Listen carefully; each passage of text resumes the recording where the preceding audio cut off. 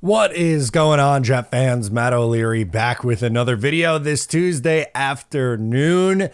I wanted to get into a shocking Jet stat that came out from week one that Zach Rosenblatt brought to our attention. The page soon enough will be turned over to week two, going up against the Buffalo Bills. But on Tuesday, we're still getting into some of the fallout from this week one game. And if you ask me, I think pretty much everyone assumed going into this one game, but to the season, specifically with this game, I will be the first one to tell you that all week, all off season, I thought this is going to be a low scoring, grinded out kind of football game between two teams who are really good defenses, offenses with some question marks. For Aaron Rodgers, his first game, didn't have a long off season, program with Pittsburgh.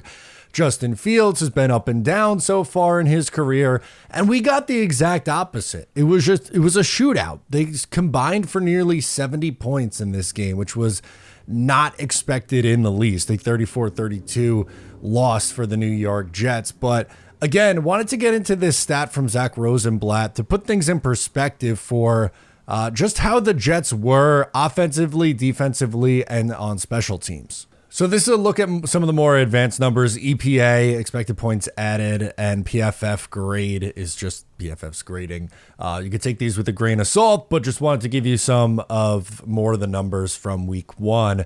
Offensively, in EPA, the Jets were third, and they were first in PFF's grading system. So no matter how you slice it, a top three offense in the NFL by the numbers. I mean, if you put up 32 points and have nearly 400 yards of offense, yeah, you're probably going to rank pretty high. But again, not only just going into this game, but going into the season, I think the expectation was, the Jets should be a really good rushing team, but how are they going to be passing? And Justin Fields was really efficient in this game. He was good, really good as a passer.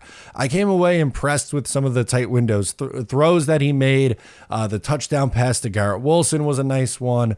And all in all, it was a very, very good game from Tanner Engstrand's offense, from Justin Fields, Breece Hall, Garrett Wilson, even both tight ends. I thought Mason Taylor had a nice catch, and you also had a couple really nice catches from the Jets' former third-round pick, Jeremy Ruckert from 2022.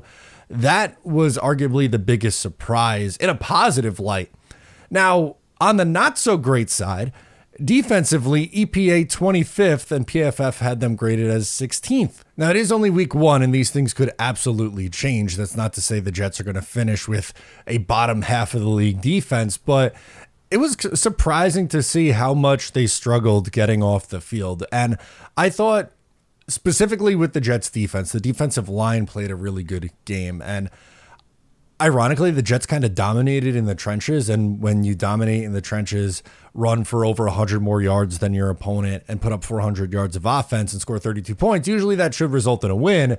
But unfortunately, I think the Jets secondary outside of Sauce Gardner really struggled. The safety play wasn't very good. We clipped the Tony Adams play on the missed tackle on DK Metcalf. That just wasn't a very good effort, and unfortunately, that's been the story for Tony Adams through 3 years in the NFL. Tackling's been an issue for him. Brandon Stevens was picked on a lot in this game. Michael Carter, I don't think, had the best of games. And then you also had, the linebackers. While, they made some splash plays, I think they were a little too over-aggressive at times and were biting on the play action. That was something that it felt like Aaron Rodgers had his way with. The Jets defense really good against the run. We talked most of this offseason like, man, how are they going to stop the run?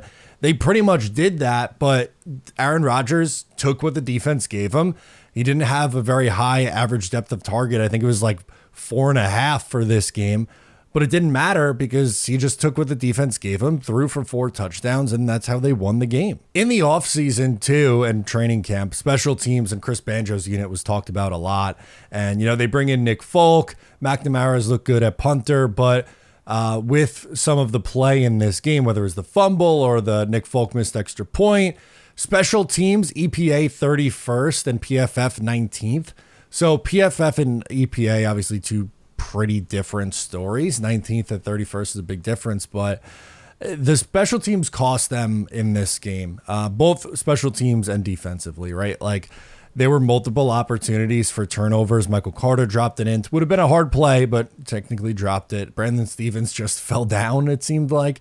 The ball was going right to him. Would have pretty much sealed the day, sealed the game and the win for the New York Jets. But again, on specials, man, the Jets aren't going to be able to win games if their defense and special teams performs the way that it did in week 1 going forward, right? Like, offensively, thrilled with their performance. Thrilled. Can't ask for too much more, right? They scored 32 points. Fields looked good. Brees looked good. Garrett looked good. Their star players on offense showed up and played really well. But again, just not enough defensively and special teams. And the point of me bringing up this stat is just, it's really not how we drew it up. And sometimes week 1 lies, right? Like, who knows? Maybe in week 2, the Jets defense ends up being really strong and they just struggle to put up any points offensively. I hope that's not the case. I want to see more of the same offensively. But this is kind of just, again, to point out how the NFL is weird. None of us thought that this was going to be the way that it would go. The over-under on the game was set at, I think, 39 points. It nearly hit in the first half with how much both of these teams scored. It was definitely a surprise week 1 performance. A surprise in some positive and a surprise in also some negative. So anyway, before we get out of here, I wanted to mention that I need your guys' help with something. It's going to be a lot of fun. I need you to help me with a fun little bet that I have going on with Jed Central and his community. The bet is that our community here on my channel will beat his community making picks on this week's NFL games. So let's have some fun beating them. Why not? All you have to do, it's really easy. Click the link down below for people guests. Sign up if you haven't yet. Join my community, the Matt O'Leary community. Click on this week's Pro Football Clash in the white drop-down menu to, choose what community what you want to represent.